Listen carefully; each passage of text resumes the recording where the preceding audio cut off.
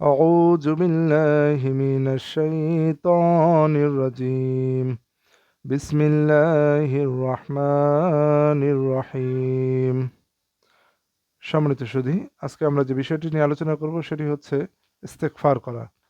ইস্তেগফার বা আল্লাহ তাআলার কাছে ক্ষমা চাওয়া। আল্লাহ তাআলার কাছে ক্ষমা চাওয়া এটা আল্লাহ তাআলার হুকুম। ইস্তেগফার করা বা আস্তাগফিরুল্লাহ বলা বা বিভিন্নভাবে যেটা আল্লাহ শিখিয়েছেন সেভাবে ইস্তেগফার করা, ক্ষমা চাওয়া এটা আল্লাহ তাআলার হুকুম। এই হুকুমটি আমাদের জন্য ফরজ। অবশ্যই আল্লাহর কাছে আমাদের ক্ষমা চাইতে হবে। চলুন সেটা আয়াত থেকে আমরা জেনে নেই। প্রথমে আমরা চলে যাব সূরা নিসা ৪ নম্বর সূরা ১০৬ নম্বর আয়াতে। এখানে আল্লাহ তাআলা বলতেছেন, ওয়াস্তাগফিরুল্লাহ ইন্নাল্লাহা কানা গফুরুর রহিমা। আল্লাহ তাআলা এখানে সরাসরি হুকুম দিয়েছেন ওয়াস্তাগফিরুল্লাহ, আর ক্ষমা চাও আল্লাহ তাআলার কাছে। আল্লাহ তার নবীকে, তার রসুলকে বলছেন ওয়াস্তাগফিরুল্লাহ ইন্নাল্লাহা কানা গফুরুর রহিমা, আর তুমি আল্লাহর কাছে ক্ষমা চাও, নিশ্চয় আল্লাহ ক্ষমাশীল পরম দয়ালু। এরপর সূরা হুদে আল্লাহ তাআলা বলতেছেন, সূরা হুদ 11 নম্বর সূরা 3 নম্বর আয়াতে, ওয়ানিস্তাগফিরু রাব্বাকুম সুম্মা তুবু ইলাইহি ثم توبوا إليه يمتعكم متاعا حسنا إلى أجل مسمى ويؤتي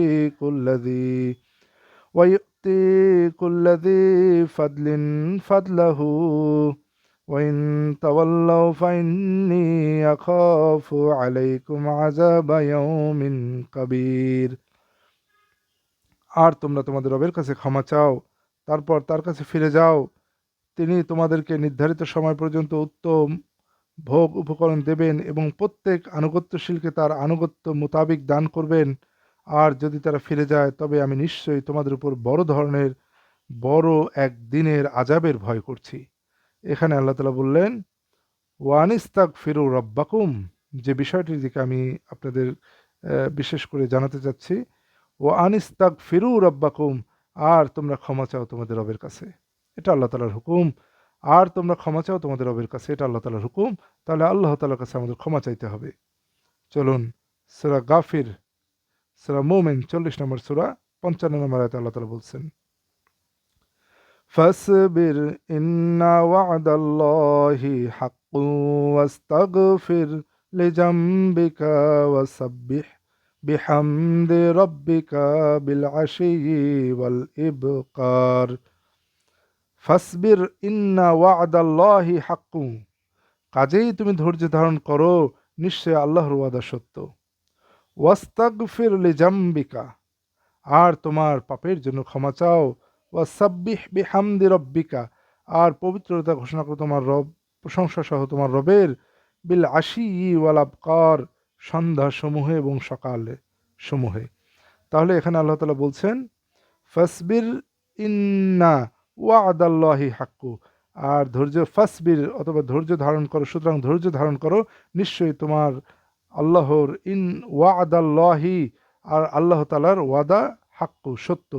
ওয়াস্তাগফির লিজামবিকা, আর তোমার পাপের জন্য ক্ষমা চাও, তোমার ভুলের জন্য ক্ষমা চাও। এটাও সরাসরি আল্লাহ তাআলার হুকুম। তাহলে ক্ষমা চাইতে হবে আল্লাহ তাআলার কাছে। সূরা মুহাম্মদ ৪৭ নম্বর সূরা ১৯ নম্বর আয়াতে আল্লাহ তাআলা বলতেছেন, فاعلم أنه لا إله إلا الله واستغفر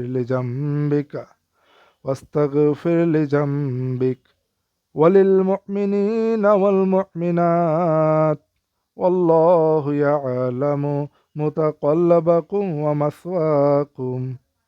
অতএব জেনে রাখো, নিঃসন্দেহে আল্লাহ ছাড়া কোনো ইলাহ নেই।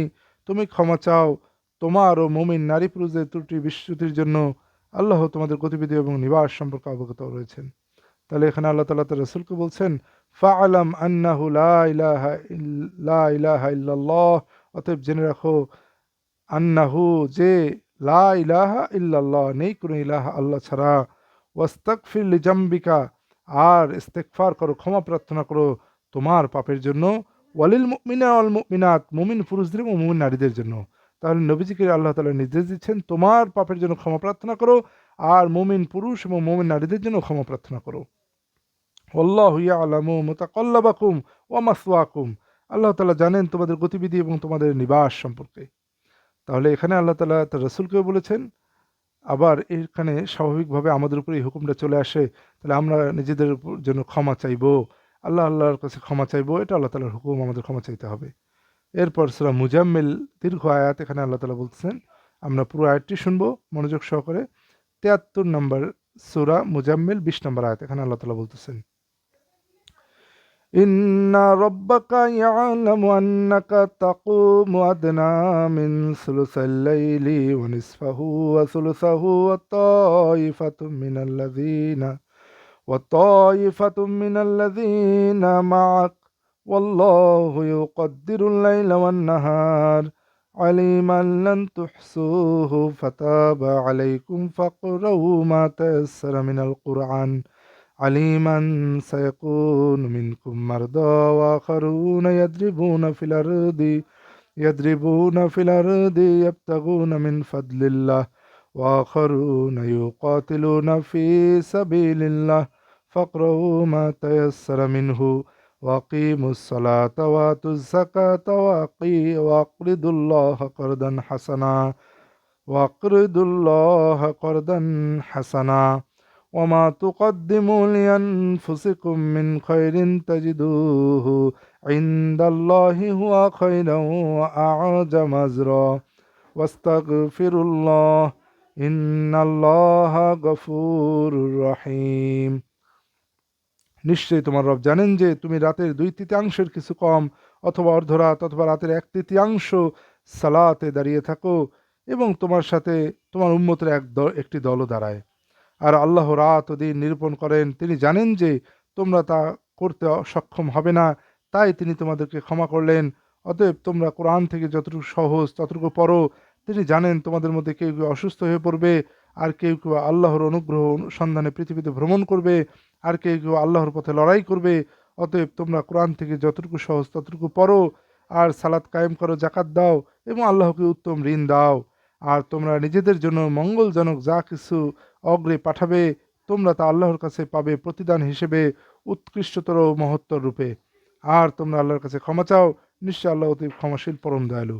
আমি যে জায়গাটি কথা বলতে চাচ্ছি এখানে, সেখানে আল্লাহ তাআলা বলছেন ওয়াস্তাগফিরুল্লাহ, ওয়াস্তাগফিরুল্লাহ, আর তোমরা আল্লাহর কাছে ক্ষমা চাও। তাহলে এটা আল্লাহ তাআলার হুকুম। ইন্নাল্লাহা ইন্নাল্লাহা গফুরুর রহিম, নিশ্চয় আল্লাহ তাআলা গফুরুর রহিম। তাহলে আমরা অনেকগুলি হুকুম পেলাম, আস্তাগফিরুল্লাহ, আল্লাহর কাছে ক্ষমা চাও। তাহলে এই যে আস্তাগফিরুল্লাহ, আল্লাহর কাছে ক্ষমা চাও, আমাদের প্রতিদিন ক্ষমা চাইতে হবে। বেশ কয়েকটি আয়াতে আল্লাহ তাআলা আমভাবে সবাইকে বলেছেন, আর বেশ কয়েকটি আয়াতে সরাসরি নবী করিম সাল্লাল্লাহু আলাইহি ওয়াসাল্লাম করে বলেছেন আস্তাগফিরুল্লাহ, আল্লাহর কাছে ক্ষমা চাও।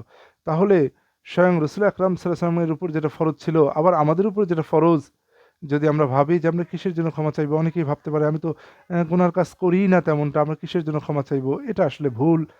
আমাদেরকে প্রত্যেককেই ক্ষমা চাইতে হবে। স্বয়ং আল্লাহর কাছে আমাদের এই গুনার জন্য ক্ষমা চাওয়াটাই হচ্ছে হুকুম, এটাই হুকুম। এটা আপনাকে ক্ষমা চাইতেই হবে। তাহলে আমরা রেগুলার ক্ষমা চাইবো।